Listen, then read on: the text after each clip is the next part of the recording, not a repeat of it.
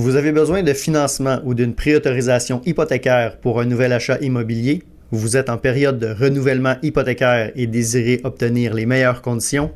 Contactez Francis Perrault-Varin, courtier hypothécaire Multiprêt Hypothèque, fier présentateur officiel de la saison 2 du podcast Flash Formation.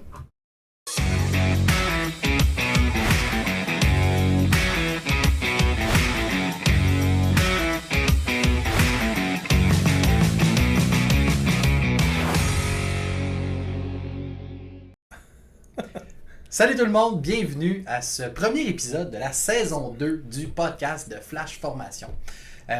Une nouveauté cette saison-ci, c'est la captation vidéo. Et oui, on est maintenant enregistré non seulement de façon audio, mais aussi avec le vidéo. Fait qu'on a su s'adapter, à s'améliorer avec les échanges qu'on a eus avec nos auditeurs. Très content d'être là. Encore une fois, Marc-Antoine Jeté avec mon compagnon Simon Brien. Comment ça va, Simon? Super bien, Marc-Antoine. Bonjour à tous ceux qui nous écoutent sur YouTube, sur Spotify, Apple Music, Amazon Music et j'en passe. On est sur plusieurs plateformes, en effet. Simon, peux-tu nous parler un peu de la planification de la saison 2? De quoi ça va avoir de l'air? Marc-Antoine, on a une grosse saison qui s'en vient pour la saison 2. On va avoir des invités qui vont venir nous parler de leur expérience personnelle, des incidents qu'ils ont vécus. On a des invités qui vont venir nous parler de leadership.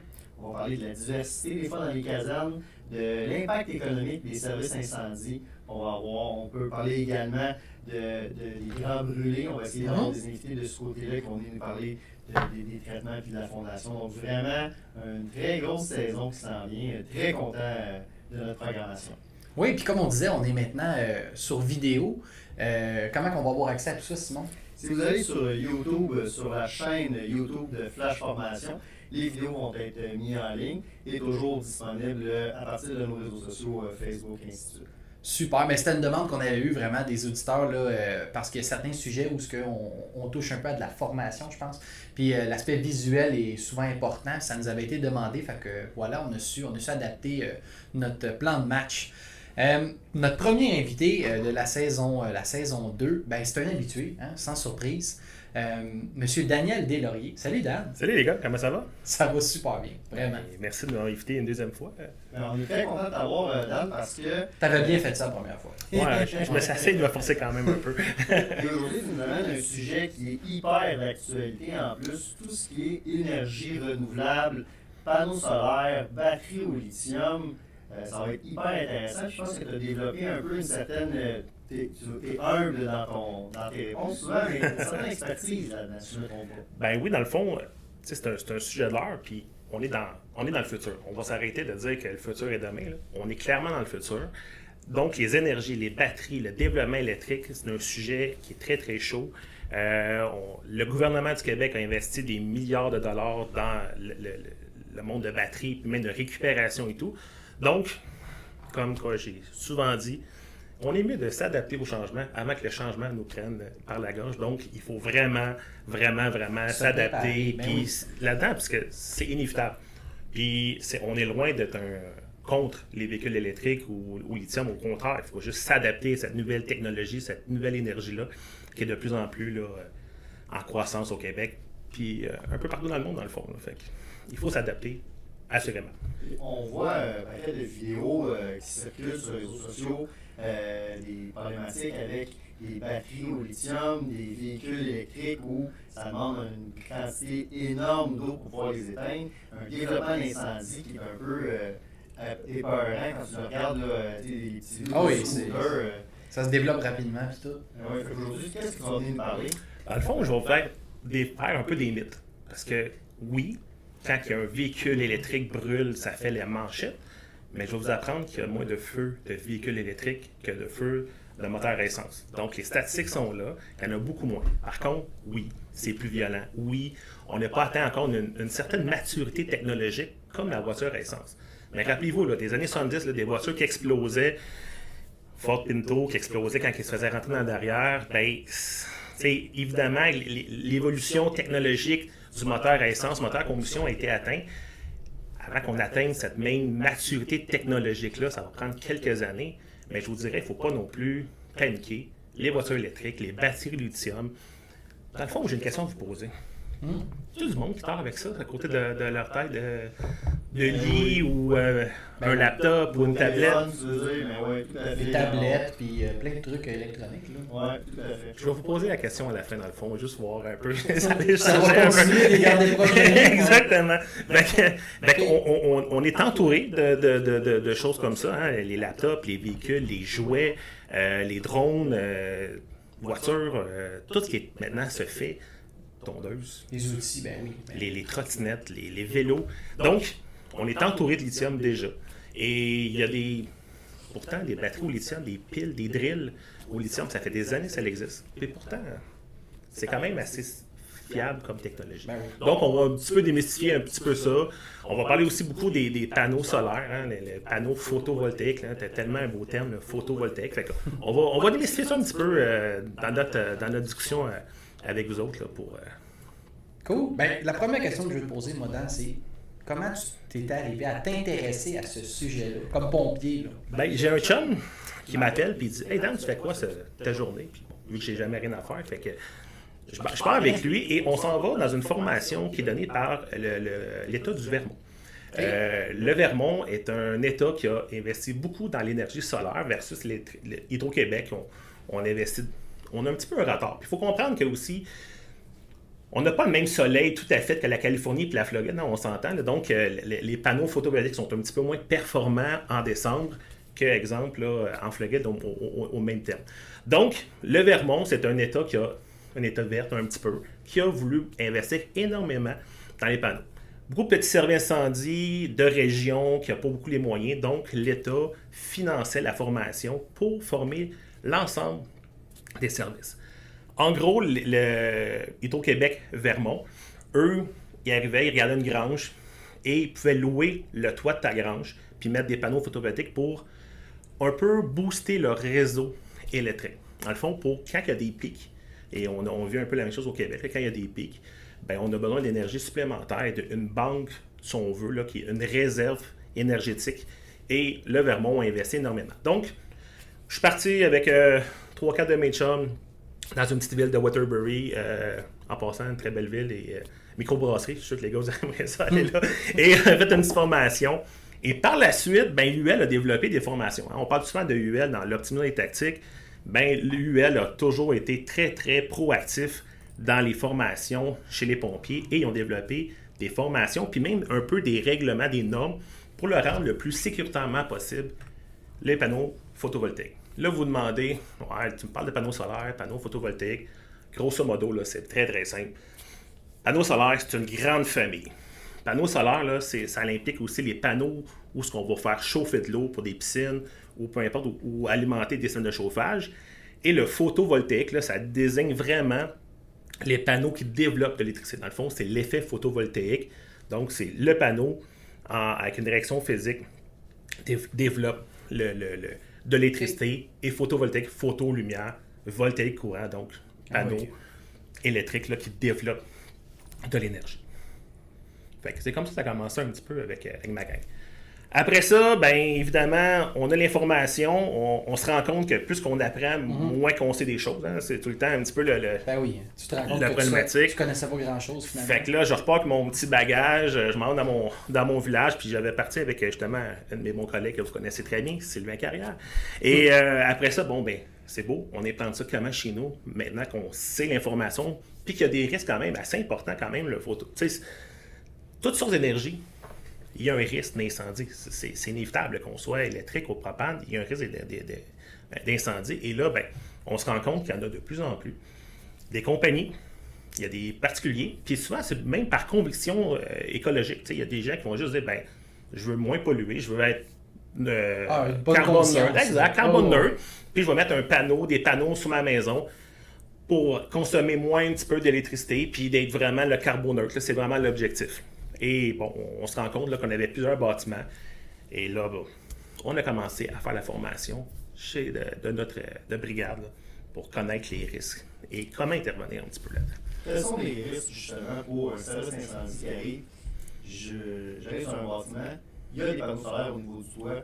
Quels sont les risques pour nous? Ben, il y a un risque d'affaiblissement de la structure. Si, exemple, c'est un bâtiment qui est récent puis qui a été conçu avec les panneaux, ben, l'ingénieur a pris ça en compte. Par C'est contre, les ajouts de système. exactement.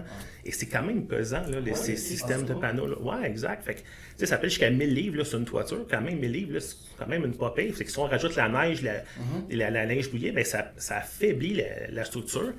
Pensez à une structure légère, un incendie, panneaux photovoltaïques. Fait que les risques d'effondrement sont plus élevés à cause de ces panneaux-là. C'est pas nécessairement le panneau qui va être la cause, mais ça rajoute un poids. Donc, la charge morte de ces panneaux-là est quand même assez important. Plus qu'on s'en va dans l'industriel et commercial, là, bien, évidemment, plus que ça grossit. Le développement de l'énergie aussi, puis c'est pas une switch. Là, on ne peut pas fermer le panneau. Ça développe toujours de l'énergie. Et, question quiz, est-ce que ça développe même dans une pleine lune, vous pensez, l'énergie? Mon Dieu, si tu parles, j'imagine que... Ben, du moment qu'il y a de la lumière qui est captée probablement par les capteurs, il y a de la tension dans le système, non? Pas la pleine lune, mais nos véhicules électriques, nos véhicules, quand on arrive sur nos scènes, là, nos rameurs, Nos trucks. nos camions de pompiers, nos trucks de pompiers avec les grosses espèces d'arbres de Noël, là, pas les gyrophares, mais les tours à lumière là, peuvent faire déclencher le système. Assez important pour faire un lockdown. Donc, si quand je prends un fil électrique, je prends comme carrément... Là, il y a assez il y a assez d'énergie pour faire en français. Exactement. Sur le fil. Puis, en plus de ça, ben, la nuit, ça ne développe pas, mais quand le soleil se lève, ben, ça en développe. Donc, 1 heure avant, 1 heure après le lever et coucher du soleil, ça commence déjà à développer de l'énergie suffisamment pour avoir encore là une contraction musculaire lors d'un touche fil électrique. Donc, juste le fait d'un panneau photovoltaïque, est-ce que ça génère beaucoup d'électricité si j'en ai seulement un? Est-ce qu'il y a un seul qui serait assez pour donner un bon choc à un pompier? Bien, la question, c'est je veux pas l'essayer. Tu comprends? Mais tu sais, un panneau résidentiel, là, ça peut développer jusqu'à 600 volts. Tu sais, donner juste une idée là, quand même. Là. Donc, après une vingtaine de panneaux, 600 volts, ça développe ça. Là, on parle de maison, mais il faut penser bateau, chalet, motorisé, roulotte. Donc, là, tu sais, c'est pas une question de hey, moi, je suis pas dans une grande ville, ça me touche pas. Non, bien au contraire. Il y en a partout. Ben, il y en a partout, là. Autant dans les régions métropolitaines que dans les régions là, un petit peu plus éloignées. Parce que c'est une source d'énergie super intéressante, là. Fait que les chalets, comme je disais, les campings et tout ça, ben, il peut y avoir des panneaux photovoltaïques suffisamment pour avoir une incidence sur les pompiers, dans l'intervention d'un pompier. Et on intervient le soir, tout se passe bien. Là, même matin, on fait l'exercice, le soleil se lève, et là, il risque des risques. Donc, il faut toujours garder en tête que c'est une source d'énergie importante, puis quand il y a des effondrements, puis on n'a pas pu rentrer à l'intérieur et les neutraliser comme il faut, bien, il y a quand même des risques assez importants chez les pompiers. Donc, c'est vraiment là, les deux risques, là, effondrement, puis le risque de l'électrocution ou une électrocution. Fait qu'il faut vraiment penser à ça quand même. Fait que là, dans le fond, il y a un risque parce que même si, exemple, on isole le panneau électrique principal du bâtiment, ou si Hydro-Québec nous le font à distance ou directement à partir de l'entrée de la maison, il y a toujours un risque qu'il y ait du courant s'il y a de l'installation. Exact. Tu sais, dans le fond, le panneau en tant que tel, lui, il développe toujours. Lui, il ne fait aucune différence, feu, pas feu. Il développe tout le temps. Et même si il y a une partie du bâtiment qui n'est pas affectée par la flamme, mais qui a un dégagement de flamme assez important, ça aussi pourrait le faire déclencher le panneau de photovoltaïque. La lumière, la flamme. Exactement. Ouais, ça peut le faire déclencher. Fait que, vous voyez là, qu'il y a plusieurs situations, puis il n'y en a pas une que l'autre, mais le panneau en tant que tel, lui, va toujours développer du courant. Après le panneau, il y a un petit module, puis c'est là que le courant est coupé. Mais par contre, le panneau en tant que tel, lui, il peut toujours développer. J'imagine qu'il ne faut pas couper ça avec un outil ou quoi que ce soit, sinon c'est là le risque. Exact. Donc, c'est important de faire un délestage. Tu parlais d'un peu d'Hydro-Québec, mais encore là, Hydro-Québec va couper le courant, mais le panneau va toujours développer. Donc, il faut toujours vraiment y aller pour couper la plus proche de la source électrique pour sécuriser. Et quand il y a des effondrements, comme là, on n'a plus le contrôle de ça, il faut toujours avoir conscience qu'il y a un risque quand même, que les panneaux tombent dans l'eau et qu'ils puissent électriser ou électrocuter des travailleurs. Si jamais, si jamais l'incendie vient qu'à se propager au panneau, y a-t-il des précautions à prendre? Y a-t-il quelque chose Oui, dans le fond, c'est un peu le panneau développe. c'est chacune cellule un peu, là, donc c'est vraiment individuel. Donc, un jet à distance, 100 pieds, diffuseur, 30 degrés, on est capable de éteindre un panneau là, de feu de panneau, justement. Puis encore là, ben, cette information-là a été prouvée scientifiquement par UL. Donc, je parle souvent de UL. Ben, eux, ils l'ont fait. C'est nos Mythbusters, ces deux sons. Moi, j'aimerais tellement travailler pour eux autres, sérieusement. Qu'est-ce qu'on fait brûler? Qu'est-ce qu'on fait sauter? Wow, c'est tellement une belle job. Bref, eux, ils ont vraiment fait les tests. Exemple, avec une hache aussi, est-ce que quand je fracasse un panneau, est-ce qu'il y a un risque d'électrocution? La réponse est oui. Donc, ou avec une dôme, ainsi de suite, ou même un fil qui alimente un système. Donc, il y a plusieurs, et dans la formation UL, ils démontrent étape par étape tous les risques. Puis, oui, nos bottes, il y a une certaine protection électrique, mais pas nos gants, pas le reste. Donc, oui, on est quand même... On est à risque. On est à risque quand même. Là, encore là, je ne veux pas faire peur. Là, des feux causés par les panneaux sont quand même très peu documentés. Hein? Il n'y a pas beaucoup de statistiques par rapport à ça. Mais quand même, il y a un risque. Il y a un risque important. Puis, encore là, c'est du verre, il y a de la silice. Donc, il y a un côté aussi, la contamination aussi. Hein? On sait que la silice développe des cancers. Donc, il n'y a pas nécessairement de produit là, qui va... Mais la silice, le verre là, qui brise, ben, c'est pas non plus très bon. Donc, protection respiratoire quand on travaille à proximité, mais vraiment là, méga. Prenez un panneau photovoltaïque comme une source d'énergie, gardez vos distances, mais respectez vos distances, puis travaillez de façon sécuritaire. Là. Je pense que c'est vraiment important par rapport à ça.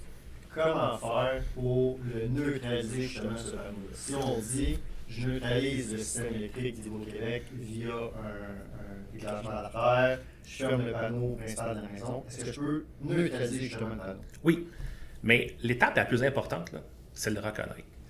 Et ça, là, c'est super nono, mais quand on va dans un feu de bâtiment, on va connaître le type de bâtiment. C'est une structure légère, c'est un carré de madrier, bref. Ben, il y a un pré-planning qui est important à faire dans les panneaux photovoltaïques. Nous, à Varennes, on a pris une décision d'aller voir les permis. Puis, quand quelqu'un fait l'installation d'un panneau photovoltaïque, ça prend un permis. Donc, c'est un permis qui s'en va. Oui, il donne l'autorisation, mais il y a une copie qui s'en va au CF110 de Varennes. Et comme ça, bien, on recense, on va identifier nos panneaux. Parce que, oui, on marque sur notre feuille, là, notre petite feuille Raoult, qui a toutes les informations, la bonne fontaine, ainsi de suite, ainsi de suite. Puis ça va être marqué présence de panneaux photovoltaïques. 3 heures du matin, des fois, là, c'est pas tout le monde qui lit les détails. Hein? Fait qu'on a décidé aussi d'identifier, de faire des stickers pour identifier nos panneaux, donc de l'extérieur puis de l'intérieur, pour identifier en disant présence de panneaux photovoltaïques, au moins pour avoir un certain réflexe. Et après ça, ben, on va neutraliser les sections, donc on a un ondulaire qu'on va neutraliser, on a tout le système électrique, donc on est vraiment fermé breaker du main, juste que le plus proche du panneau, si on veut. Mais là, tu parles de stickers, de collants. Identification. Dans le fond, on l'identifie à l'extérieur sur le compteur pour que Exact, parce que c'est souvent des compteurs bidirectionnels. Hein, les panneaux photovoltaïques, souvent, c'est que le concept le plus populaire, il n'y a pas nécessairement de présence de batterie à l'intérieur. Il y en a qui ont des systèmes comme ça, puis il y en a qui n'en ont pas. Quand ça produit beaucoup d'énergie, la maison, si on veut, vend de l'énergie à Hydro-Québec. Puis quand ils sont en manque, comme en hiver, ben, ils rachètent pour qu'à la fin de l'année, on ait une facture à peu près là, à zéro. Là, donc, c'est un petit peu l'objectif. Donc, on parlait tout le temps de neutralité, là, de carbone neutre, donc, marché de neutralité. Ceux qui ont des batteries, ben, ça a des odeurs. Souvent, ça prend beaucoup de place. Bon, on sait très bien que la place d'une maison, c'est tout le temps important. Fait qu'il y a très peu de batteries dans des maisons résidentielles. Par contre, on a des grands amis qui s'appellent Tesla. Eux, c'est des vendeurs de batteries. Fait qu'eux vendent des systèmes avec des batteries. Donc, on a plein de systèmes. C'est pas à cause que dans une maison, tu as vu ce système-là, que la maison voisine, ça va être un autre. Donc, on va dans les maisons valider, vérifier. S'il y a des présences de batterie, on va l'identifier. Puis les autocollants. Les autocollants, on va les mettre sur le panneau extérieur pour quand on fait le 360. Hein, on connaît l'importance du 360. Donc, panneau électrique reconnu. OK, il y a un autocollant panneau photovoltaïque. Fait que déjà, l'officier l'a en tête. Et sur le panneau principal, on met un autocollant aussi, panneau photovoltaïque. Fait que là, on fait un peu le chemin inverse pour trouver. Parce qu'il faut comprendre que les maisons neuves, tout est à la même place, mais dans des maisons un peu plus vieilles ou dans des peu importe, des bâtiments un peu vieux, rénovés, ben, les panneaux peuvent être peut-être dans le garage ou dans le sol, donc ils risquent peut-être pas à la même place, mais au moins on a en tête, il y a un système photovoltaïque et on va essayer de le neutraliser de la source au plus proche. Quand tu parles de batterie dans la maison, ça, Oui. ressemble, ça ressemble à quoi? Comment je fais pour le reconnaître? C'est différents modèles, j'imagine? Et différents modèles. Évidemment, il y a des batteries au lithium. Tesla vend des batteries au lithium, donc qui sont au lithium. Il y a d'autres aussi qui sont à acide plomb, donc des systèmes de batterie, là, comme on peut voir dans un auto, là, si on veut, là, un peu un UPS, là, exemple, là, ça s'accumule un petit peu. Des armoires là, avec plusieurs batteries reliées à un fil. Donc, c'est vraiment là, un système de batterie standard. Les lithium, des fois, c'est un petit peu plus élégant, là, donc plus plat, vissé au mur, mais encore là, c'est vraiment de l'identifier correctement avant. Donc, oui, faire la formation, oui, l'intervention, mais il y a une bonne chose à faire avant. Et ça, en préparation. C'est là que ça devient intéressant d'avoir le permis. Puis nous, c'est pas dire qu'on veut, on veut pas, c'est vraiment pas l'objectif, c'est vraiment d'aller reconnaître, aller dans les maisons, identifier, on prend un rendez-vous avec le citoyen, un contact, parfait, et on identifie, et comme ça, ben, on l'indique sur notre carte d'appel et en autocollant pour s'assurer que si on a un appel là. Mais, à date, tout va bien. On n'a pas un incendie encore relié au panneau photovoltaïque. Donc, Puis, dirais-tu, Dan, que justement, depuis que la ville de Varennes a mis ça en place, là, ce système-là de permis pour l'installation de panneaux photovoltaïques, c'est quoi les statistiques? Y en a-tu tant que ça qui s'installent dans le résidentiel ou c'est plus dans le commercial qu'on voit ça? les deux. Mais Ok. encore là, je vais vous donner une primeur, là. Ouais. Ça risque d'augmenter. Ouais. Ouais. Parce que, tu sais, on le sait, l'Hydro-Québec demande de ne pas utiliser notre lave-vaisselle comme ce soir. Aujourd'hui, il fait quand même très froid. Ils vont nous demander de ne pas utiliser notre lave-vaisselle. Fait que, tu sais, qu'ils ont beaucoup de demandes électriques, là, une voiture électrique, et ainsi de suite. Oui. Ben, c'est des gens qui risquent de s'opter davantage pour des panneaux photovoltaïques pour venir justement pallier le besoin énergétique là, qu'on a besoin. Parce que, je ne cachera pas, là, on a besoin d'électricité davantage pour tout recharger ces systèmes-là. Ben oui.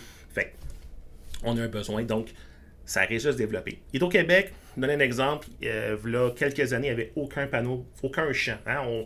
Quand on parle d'espèces de champs et le panneaux photovoltaïques, là, ben, Hydro-Québec, il y en a deux. Il y en a un justement à Varennes, à l'Institut de recherche à l'IREC, et il y en a aussi un à Bécancour, je ne me trompe pas.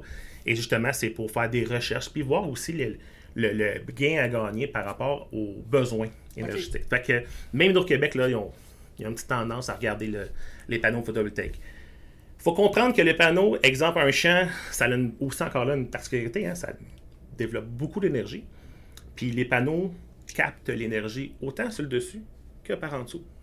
OK. Fait que oui, l'hiver, une belle petite neige, hein, quand on met nos lunettes aux clés, là, quand on fait du ski, ben, les panneaux, ils vont capter l'énergie des deux côtés, autant sur le dessus qu'en dessous. La réflexion de la Oui, neige. exactement. Donc, tu sais, ça se développe de plus en plus et c'est être conscient que même, on va mettre une bâche très, très opaque pour empêcher. Mais si on met rien en dessous, le panneau va encore développer l'énergie. Donc, quand on parle de connaissance, là, puis tu sais, tantôt tu me dis, comment je peux neutraliser? Ben, il y a plusieurs moyens, mais il n'y a pas de méthode, là. C'est ça. Il faut connaître davantage. Il ne faut pas juste faire une procédure, OK, couper le fil A, puis un peu comme nos anciens cours de pompe, là, tu sais ça, tu sais ça, tu sais ça. Ouais. Il n'y a, pas. Non, il n'y a, pas de séquence recette. encore, Exactement, là. puis il n'y a pas non plus de setup où ce qu'on voit, sont tous pareils comme ça. Non, il y a des onduleurs à tel endroit, le panneau à tel endroit. Donc, ça change énormément. Et c'est là qu'il faut connaître nos systèmes pour le faire. Je sais que tu parlais avant l'émission, il y avait même maintenant des couvertures Ouais. qui sont photovoltaïques. Là, c'est pas. Au lieu de faire un toit en bardeau, ben, C'est ça. c'est un ouais. un photovoltaïque directement. Exact, parce que tu sais, on regarde des gros panneaux, c'est sûr que c'est pas très esthétique. Ouais. Entre autres, on vient encore avec nos amis de Tesla. Ben, eux autres font un bardeau d'une fine, une particule très fine et qui fait vraiment la toiture du bâtiment, puis que lui, peu importe nord-sud, mais il capte tout le temps. Faut Donc, que tu le reconnaisses, c'est ça. il faut que tu le reconnaisses pour deux raisons. Évidemment, c'est glissant. Hein? Avec la neige, tout ça, c'est glissant. Et si on on s'entend que la ventilation au toit est de moins en moins populaire, en tout cas, je l'espère, il faut pas faire des trous dans ces panneaux-là parce que c'est de là le l'énergie. risque. Exactement. C'est un des risques qui est important là-dedans. Fait que, Ok. par contre, ça paraît pas, c'est très esthétiquement très très beau. Ça n'emmène pas non plus une surcharge. Hein. Tantôt on parlait des surcharges, des gros panneaux. Ça n'emmène pas. Hein. Ça fait partie de la structure. Mais c'est pour ça qu'il y a plusieurs modèles, plusieurs choses. Plusieurs villes américaines d'ailleurs, là, des stationnements. Ils vont avoir des panneaux sur les stationnements justement. Donc là, on en voit un peu partout là, qui se développe. Et généralement, une mode qui se passe aux États-Unis, c'est rare que ça l'arrête aux frontières. Ça va souvent venir au Québec aussi. Donc, oui, on a plusieurs modèles, plusieurs styles, plusieurs modèles qui peuvent se faire, là, des panneaux photovoltaïques. OK. Puis si jamais, mettons, les panneaux, je reviens sur cette question-là, là, l'incendie touche un système, un panneau photovoltaïque, est-ce qu'il arrive une certaine contamination suite à l'incendie ou est-ce qu'il y a des risques autres que l'incendie, justement? Bien, je me disais, c'est la composition des panneaux, là, parce qu'il y avait, on parle de silice, puis quand on parle de champ ou de toiture complète, mais évidemment, il y a une énorme quantité là, de verre, donc il y a une possibilité là, de contamination de silice. Mais encore là, c'est très peu répertorié là, dans les recherches nord-américaines. Là. Encore là, on a un petit peu un retard sur certaines technologies. En Europe, beaucoup plus avancées, ils ont besoin un petit peu plus d'énergie de ce côté-là. Donc là, on est là, mais oui, il faut faire une précaution par rapport à ça. C'est assez important. Cool. Mais, hey, gang, si vous permettez. Oui. Cette année, on a une petite nouveauté. On a des sponsors qui nous... des commanditaires. Des commanditaires, exactement, pour nous aider à financer le projet de podcast. Et entre autres, vous avez vu tantôt au début de l'épisode, on a Francis Perrault-Varin de chez Courtier Multiprêt Hypothèque. On le remercie énormément. Oui, merci beaucoup. Pour son appui qui est le présentateur officiel. Mais on a aussi cette année des possibilités de commanditer un épisode. Et entre autres, cette semaine, votre épisode est commandité par Cubic Design. Vous avez une entreprise et vous voulez mettre en valeur vos produits, vos services ou vos projets. Mais aujourd'hui, on le sait, la présence sur le web est un incontournable pour assurer son succès. Nous, chez Flash, on a fait confiance à Cubic Design. C'est une compagnie d'ici qui offre un éventail de services professionnels, que ce soit la conception de sites web, la performance des sites transactionnels pour l'achat en ligne, l'optimisation du positionnement de votre site pour des moteurs de recherche. Mais c'est pas dur, ils s'occupent de tout et même de l'entretien. C'est vraiment votre partenaire technologique. Cubic Design nous a aidé à organiser l'information pour qu'elle soit rapide et facile à trouver pour nos clients. Donc, si vous avez un site internet et que vous avez besoin d'aide, visitez le Cubic, C-U-B-I-K, design, D-E-S-I-G-N.ca pour trouver votre solution web. Donc, on remercie François et toute son équipe pour la présence du site web de Flash Formation. Merci. Ça nous amène à une deuxième question, Dan, au niveau des batteries au lithium. Ouais. On en entend énormément parler. Qu'est-ce que tu peux nous démystifier au niveau des batteries? Tantôt, je l'ai mentionné, hein, beaucoup de publicité, autant positive que négative. Il y a beaucoup de monde qui sont anti-véhicules électriques. C'est pas mon cas. Je pense que c'est une énergie qui est intéressante. Est-ce que c'est la seule qui va se développer? Ça, j'en suis un petit peu moins sûr. Hein. On parle de l'hydrogène de plus en plus. Là. Entre autres, Toyota pense beaucoup. Puis, tu sais, Toyota, c'est très crédible comme compagnie parce qu'ils sont déjà dans l'électrique, ils font déjà du hybride depuis longtemps. Tu sais, Prius, là, je pense, c'est un nom qui est très, très connu. Et eux mentionnent déjà, oui, mais l'électrique, c'est peut-être pas la solution. Ça prend peut-être d'autres sources d'énergie importantes comme l'hydrogène. L'hydrogène qui est très peu en Amérique à cause du réseau. Par contre, certains secteurs, là, si on parle du Japon, très très fort développement de l'hydrogène. Batterie, étrangement, c'est pas nouveau, les boys.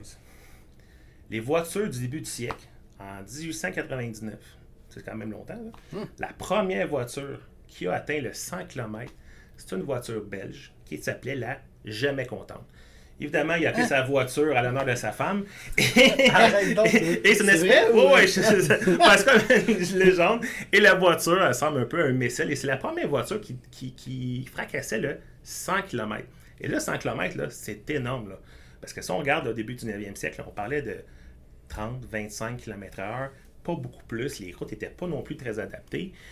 Et toutes les compagnies, là, Studebaker, les vieilles compagnies comme ça, faisaient tout dans l'électrique. C'était beaucoup plus facile qu'un moteur à essence. À un moment donné, M. Cadillac a inventé un démarreur électrique. Là. On arrêtait de démarrer des voitures à crinque. Et M. Henry Ford, qui a inventé la fameuse Model T et qui vendait une voiture pour 500 $. Juste comparer, là, une voiture, dans ce temps-là, c'était plus 2000-2500 $. Ford même une voiture, et ils en ont vendu des millions. Et c'est ce qui est venu un petit peu jouer un peu sur la mort du véhicule à batterie, parce qu'une voiture à 500 $, on s'entend là, que tout le monde peut se payer. C'était même une évolution technologique, la voiture à l'essence. Rappelez-vous, là, New York, là, ils ramassaient des tonnes et des tonnes de chenoutes de cheval par jour, tu comprends? Et quand ils sont arrivés avec la voiture électrique, une voiture à l'essence, on fait comme, hey, c'est une bonne chose écologique? Et là, aujourd'hui, on demande de changer ça. Donc, la voiture électrique, elle existait au début du siècle, et là, elle fait de plus en plus son apparition. Le Québec, on est les champions de l'achat de véhicules électriques. Plus de 40% des voitures vendues au Canada sont vendues au Québec. Et un peu partout, là. Oui, beaucoup dans la région métropolitaine, mais il y a des secteurs là, qui sont très, très là, avancés sur les voitures électriques. Tu dis que 40% des voitures électriques vendues au Canada sont achetées au Québec. Oui, wow, okay. Exactement. Fait qu'on est vraiment un secteur, une province, là, on est distinct, et pas pour les bonnes raisons. Et l'énergie électrique, tu sais, Hydro-Québec, c'est tellement une belle compagnie dans le sens que ça fait longtemps, on a l'énergie quand même en quantité. Et les Québécois ont fait une tournure quand même rapidement sur la voiture électrique. Donc, on est vraiment dans un secteur. Puis ceux qui sont un petit peu intéressés, sont un petit peu curieux de savoir, bien, vous allez sur le site du gouvernement du Québec, qui parle de voiture électrique, et on est capable de savoir combien de voitures qui sont plaquées par région. Évidemment, région administrative. Donc, si on va au Montérégie ou la Laurentide, peu importe, on est capable de voir combien de véhicules électriques sont plaqués dans votre secteur. Puis je vous le dis, là, c'est vraiment impressionnant quand même.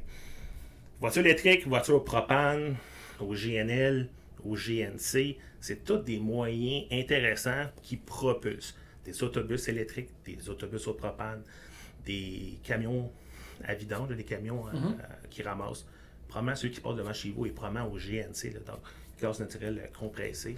Donc, il y a plusieurs déjà des moyens. Robert Transport, le GNL, ça fait des années qu'ils roulent avec du GNL. Donc, ils ont plusieurs moyens. GNL, c'est le gaz naturel liquéfié. Liquéfié, exactement.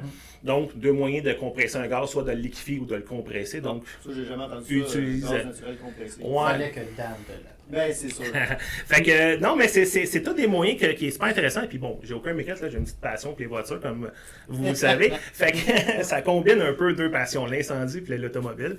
Fait que oui, on a plusieurs moyens. On vient sur l'électrique, on parle beaucoup des voitures électriques, là, mais il ne faut pas se concentrer sur les voitures électriques. Il faut se concentrer sur l'énergie au lithium, aux batteries. Comme je disais tantôt, là, en entrée de jeu, là, cellulaire, laptop, trottinette, vélo. On est entouré de batteries au lithium. Est-ce que ça brûle tout le temps? Non. Ce qu'ils se sont rendus compte dans les statistiques principalement, c'est quand il y a des modifications sur la batterie d'origine ou sur le chargeur d'origine. Exemple, tu achètes un vélo électrique, tu le branches chez toi, mais là, tu t'en vas au bureau, fait que tu t'en mets sur un autre chargeur, puis là, ben, on est tous pareils. Hein, tu le commandes sur Amazon.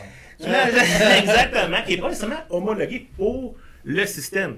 Pour le vélo ou peu importe. Ça va être inscrit genre compatible avec, exactement. Mais ça ne veut pas dire que c'est homologué pour. Et c'est là qu'on s'aperçoit qu'il y a davantage des problématiques avec ça. Donc, des batteries qui surchauffent. Quand elles surchauffent, il y a un emballement thermique. Et là, il y a des incendies assez importants.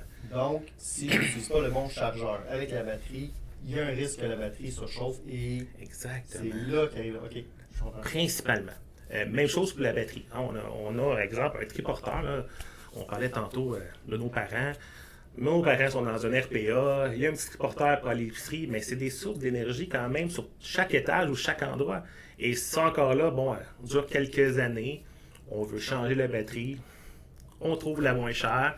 Pas toujours la celle qui est compatible, qui est vraiment homologuée pour l'outil ou l'équipement qu'on a besoin. Et c'est là qu'il y a souvent des emballements, parce qu'il y a un système à l'intérieur de la batterie, hein, un système de management pour la charge, puis justement qu'il n'y ait pas de surcharge. Et là, quand on vient un peu jouer là-dedans, ben, ça risque davantage d'avoir des incendies.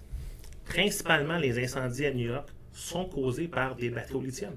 Ah ouais? Dans les appartements, justement. Donc, New York a décidé de faire des réglementations plus sévères, puis beaucoup dans l'éducation. Hein. Là, on parle toujours de combat, mais encore là, identifié. Donc, si on revient sur un véhicule électrique, j'arrive sur un incendie électrique ou un accident, c'est quoi ma principale tâche au départ? identifier ma source d'énergie. Est-ce qu'elle est électrique? Est-ce qu'elle est au propane? Est-ce que c'est un 4 gaz sur un accent d'auto? J'ai jamais pensé. J'ai jamais pensé. Et pourtant, une espèce, tu sais, je vous donne juste une idée, là, tu sais, j'ai souvent vu une espèce de taxi un peu avec des couleurs un peu bizarres, là, vert et orange, un peu de drôle de format. Mais ça, c'est au propane. Okay. Donc, t'arrives, c'est odeur, ah oui, c'est au propane. Donc, il faut vraiment bien identifier la source d'énergie pour savoir comment on va intervenir. Principalement des choses. Quel est le risque avec une voiture électrique au niveau de l'incendie, ou même, on a un de nos collègues là, qui a eu une explosion de voiture, il est arrivé, puis je ne sais pas si tu peux en parler un peu. Dans le fond, c'est qu'il y a deux problématiques. Quand il y a un emballement thermique, ça se fait de façon très rapide. Il faut penser qu'une batterie, c'est plusieurs petites piles à l'intérieur. Et que quand il y en a une qui s'emballe, ben là, il y a une espèce de réaction en chaîne et ça se va très, très rapidement. Excuse-moi, Dan, donc tu as dit deux termes que je pensais qui étaient pareils. Là, tu as parlé de batterie puis tu as parlé de pile. Ouais. C'est pas la même chose. C'est pas tout à fait la même chose. Une pile, on a une image, c'est un peu comme une batterie 4A, là, 2A, là. Tu sais, une petite batterie. Ça, c'est une batterie. Excuse-moi. Ça, c'est une pile. C'est une pile, ouais, merci. Donc, c'est vraiment là, une pile. Ce qu'il y a dans nos télécommandes. Exactement. C'est des piles. Dans mon petit téléphone, j'ai plusieurs petites piles, ou dans une voiture, plusieurs petites piles. Et là, ça fait une batterie. Et ça, sont dans des caissons, généralement très, très... Et voilà, ça c'est une pile. Si on veut, là, pour juste avoir l'image là, en tête.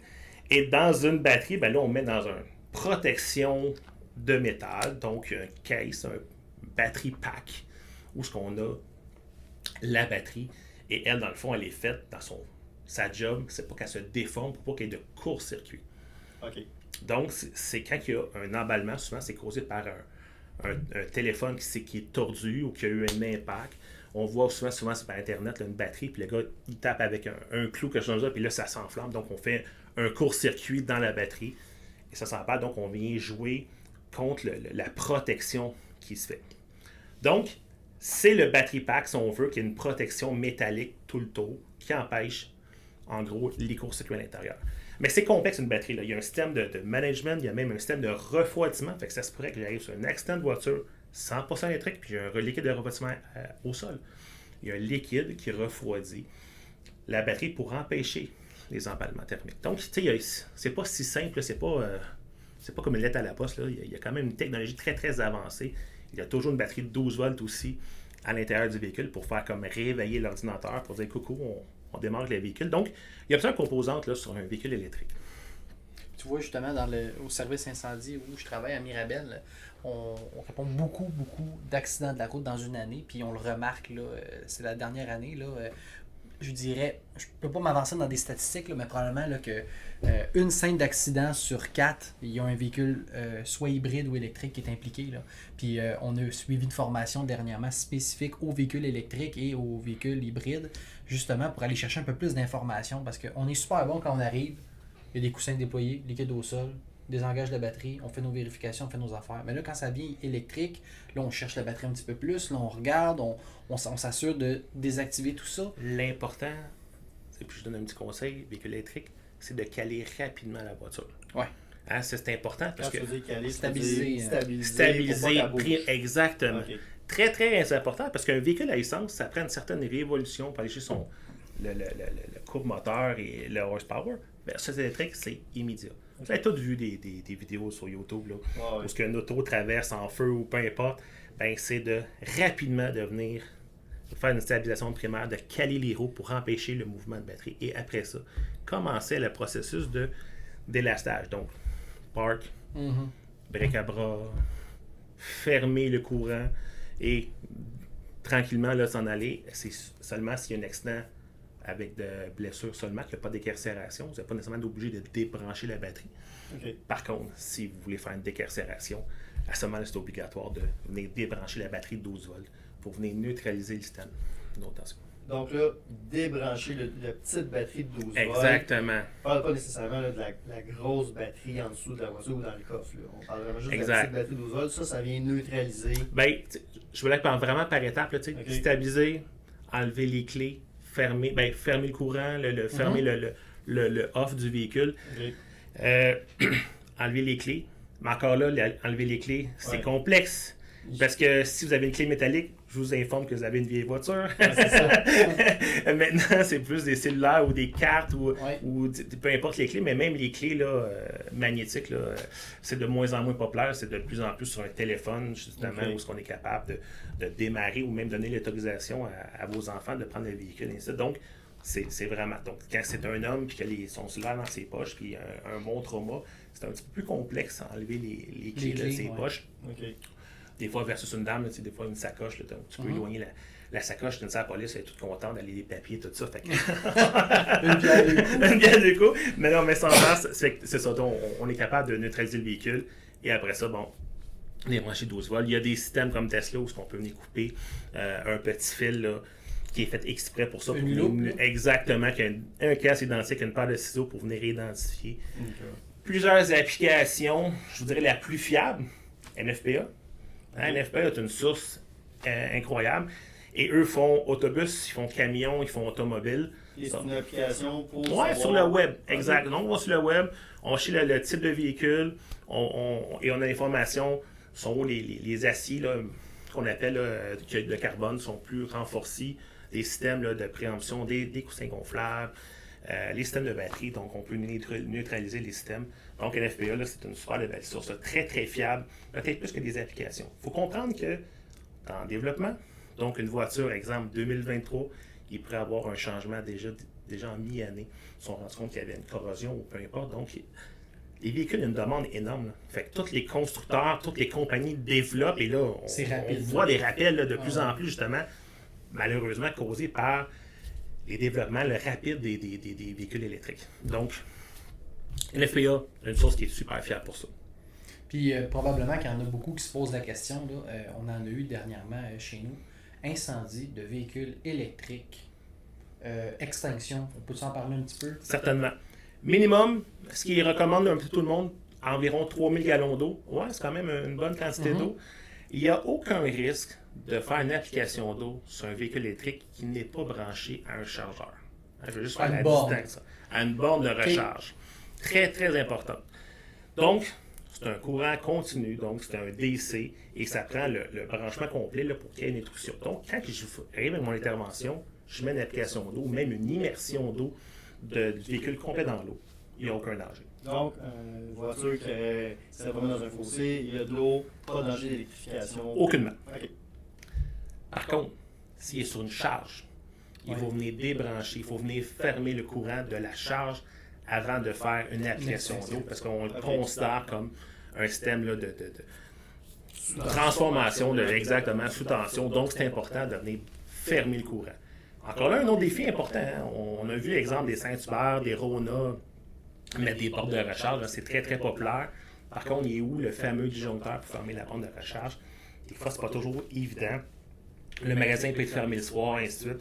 Donc, là, encore là, un peu de pre-planning, de pas aller voir encore là l'identification pour reconnaître sont où nos panneaux pour fermer les chargeurs. Et ça, là, c'est encore là hyper important avant l'application d'eau. Aussitôt que le chargeur est fermé, pas de problème, mettez la quantité d'eau que ça prend pour ça. Puis, y a-t-il un temps de l'application d'eau? Tu parlais de quantité d'eau, mais c'est versus un temps, versus. Tantôt, je là qu'il y avait un case batterie, un batterie pack en dessous du véhicule. Ben, malheureusement, quand ce pack-là n'est pas percé par l'incendie ou par peu importe, puis que l'eau ne pénètre pas à l'intérieur, il n'y a absolument pas grand-chose à faire. Okay.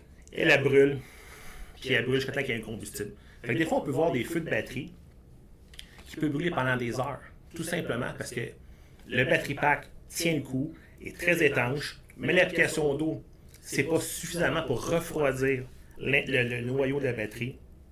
Elle la brûle jusqu'à temps qu'il y ait un combustible. Okay. Mais là, on peut-tu parler, voir justement, si ton enveloppe de batterie, justement, elle est atteinte, puis là, on est rendu face à cette situation-là. On est sur le bord d'un chemin, Oui. puis là, on regarde ça brûler, puis on attend. Y a-t-il des façons, des techniques? Il y a des méthodes, il y a des équipements d'extinction qui peuvent être intéressants. Justement, là, il y a la compagnie Rosenbauer qui a inventé comme une espèce de spike qui peut percer la batterie, qui est efficace, mais encore là, ça prend les bonnes conditions. Ça prend les bonnes conditions. Une voiture qui est sur le côté ou dans le champ en ce moment, là, avec la neige sur la 10, pas tout à fait là, super applicable. Il y a des conteneurs aussi où on va faire une immersion complète du véhicule. Mais encore là, ça prend les équipements, ça prend les choses. Donc, beaucoup de techniques. Par contre, il n'y a pas de façon miracle. Tu sais, même des produits comme le F500, hyper efficace, mais il faut que le lithium soit nu quand il est dans un battery pack, qu'on ait un F500. C'est vraiment le casing. C'est vraiment ça, exactement. Il y a certaines compagnies qui ont fait des espèces de maillons fusibles qui fondent lors d'un incendie, puis là, ben, l'eau, elle peut pénétrer plus facilement. Mais encore là, c'est une conception qui est pas généralisée. C'est pas généralisé, en tout cas, pas encore. Donc là, on a vraiment une complexité de l'éteindre. Encore là, il y a un accident de façon importante. Il faut aviser aussi que le remorqueur de mettre la voiture à l'écart. Et il peut avoir un emballement thermique plusieurs heures après un impact. OK, donc une fois qu'elle est remorquée, de ne pas la mettre proche... Exactement. Puis là, on voit encore là sur YouTube ou peu importe les plateformes que vous regardez, on voit des fois, exemple, un autobus qui peut prendre feu puis il met le feu aux autres autobus ou dans des concessionnaires et ainsi de suite. Donc, il y a vraiment une espèce de réflexion qu'il faut faire par rapport à ça là, pour rendre le bateau lithium plus sécuritaire. Et tu parles de remorqueur. J'avais entendu parler qu'il fallait que le remorqueur ce soit une plateforme et non pas juste un remorquage avec les roues d'en haut. Exactement. C'est ça, ouais. Parce que le moteur, c'est un moteur générateur. Hein, donc, tous les moteurs de véhicules électriques, quand ils tournent, ben, ils développent de l'énergie. Donc, quand le système ne fonctionne pas ou encore qu'il ne fonctionne pas bien, puis j'envoie de l'énergie à un système, ben, il risque d'avoir un incendie de façon importante. Parce que, il faut comprendre que la voiture, quand il veut avancer, bon, il prend l'énergie de la batterie, mais quand il freine ou quand il ralentit, ben, il retourne de l'énergie à la batterie. Donc, c'est tous des moteurs générateurs. Donc, d'un côté, il en donne l'énergie, mais de l'autre côté, il inverse l'énergie. Donc, si je le remorque le véhicule, puis c'est pas supposé, et ça prend vraiment des plateformes pour que les 4 roues ne touchent pas et qu'il n'y ait pas de roulement là, sur la voiture. Donc, tu voyez que c'est vraiment complexe. On parle vraiment, on est concentré depuis tantôt sur les voitures, puis je dis, tous les problèmes sont là. Il y a des produits qui sont à l'intérieur des batteries qui développent vraiment des gaz qui sont plus explosifs et plus inflammables que du propane ou de l'acétylène.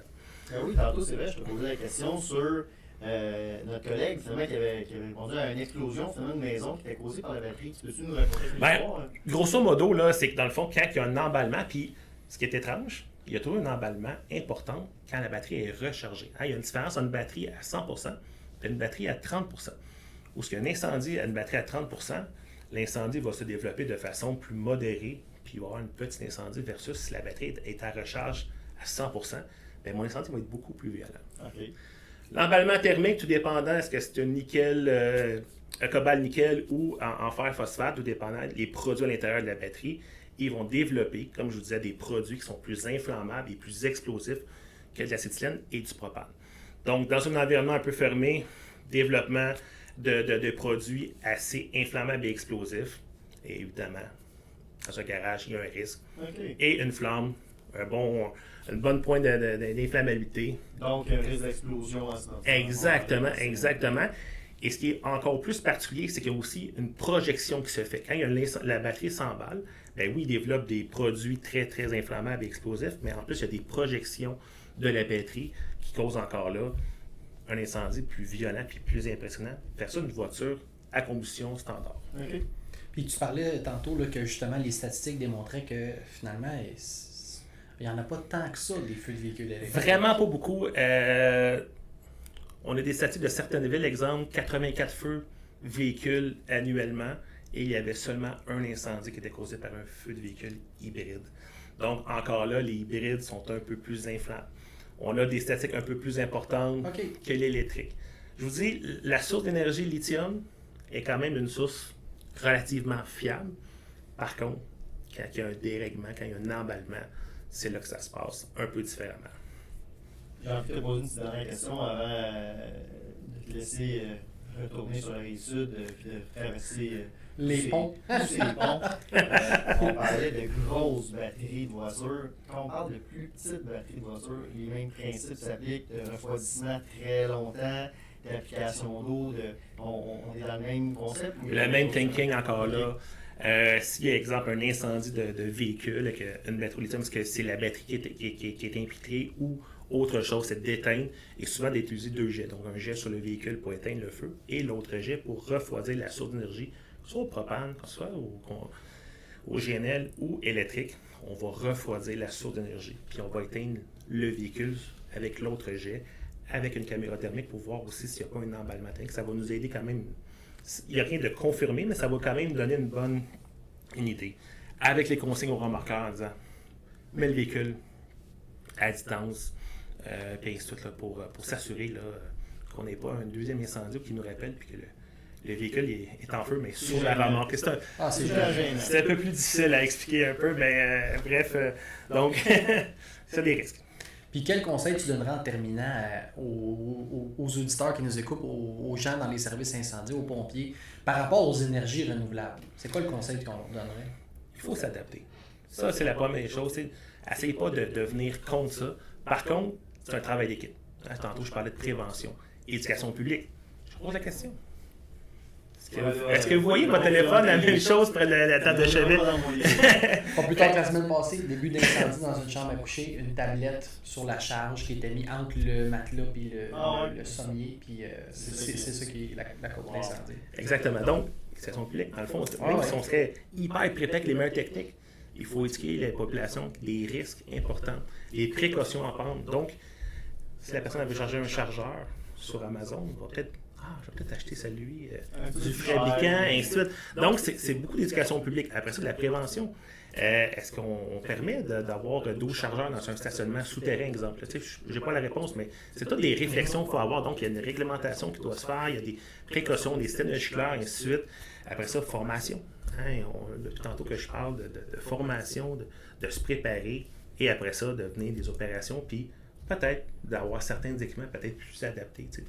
Plusieurs choses, mais encore là, il n'y a pas un équipement. Ils sont tous bons, mais ils ne sont pas tous à 100% dans toutes les situations. Donc, l'équipement, c'est en dernier, mais toute l'autre partie avant, beaucoup plus important de le faire. Maître, avez-vous d'autres questions pour notre témoin? Dan, comme d'habitude, une Bible vraiment en incendie. S'il y a des gens qui ont des questions relativement au contenu... Qui appelle Simon. Qui appelle Simon.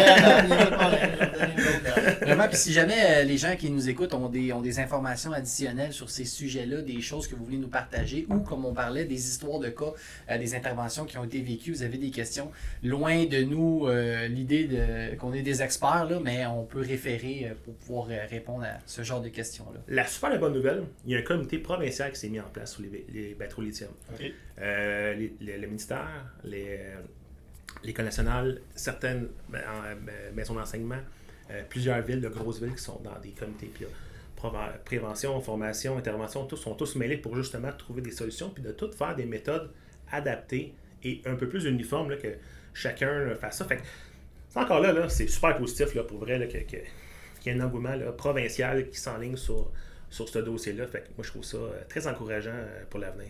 Super, excellent. Ben, Dan, on te remercie beaucoup. Yes. Puis on se revoit au mois de mai. Certainement. Ben oui, pourquoi pas? Qu'est-ce qui se passe au mois de mai? Des mises à feu. On va mettre le feu. On va tous les faire brûler. J'aimais ça! Ouais, j'aimais ça. C'est un peu bizarre, mais surveillez bien ce qui s'en vient, la gang. Au mois de mai, le projet Tactique 2024, 12 maisons. C'est le plus gros projet de mise à feu que Flash n'aura jamais fait.